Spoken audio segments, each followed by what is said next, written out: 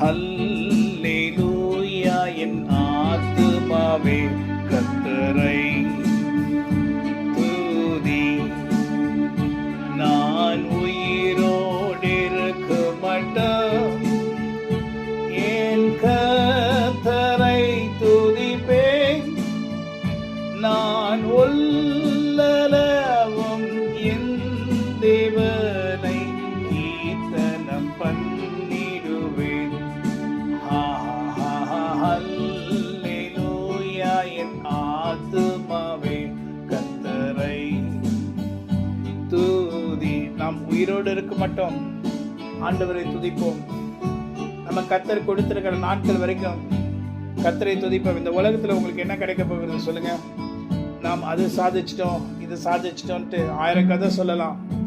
ஆனா எது நிரந்தரம்? ஏன்னா கர்த்தரோட இருப்பதான் நிரந்தரம். இந்த உலகம் நமக்கு நிரந்தரம் இல்லை. ஆனா இந்த உலகத்துல இருக்கிற நாட்கள் வரைக்கும் நம்ம நல்லா இருக்கணும். நாம் கர்த்தரை துதிச்சா நம்ம நல்லா இருக்கலாம்.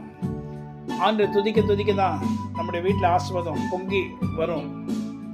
ஒரு கொதிக்கும் போது தண்ணி பொங்குறது போல, பால் பொங்கி வருகிறது போல ஆசீர்வாதம் அப்படி பொங்கி வரும். எப்போ தெரியுமா? கர்த்தரை துதிக்கும் போது. நாம் கர்த்தரை துதிச்சா எல்லா இக்கட்டுக்கும் அவர் விலக்கி காத்து நம்மை ஆசீர்வதிப்பார். நமக்கு விரோதமாக எழும்புகிற சாத்தானின் எல்லா தடைகளையும் கர்த்தர் உடைப்பார்.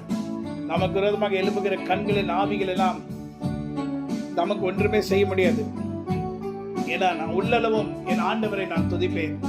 அவரை துதிக்க எனக்கு விரோதமாக எழும்புகிற எல்லா அசுத்தாவிகளும், பிசாசின் ஆவிகளும், கண்களின் ஆவிகளும் என்னை எதிர்க்க முடியாதபடி அது கீழே விழும்.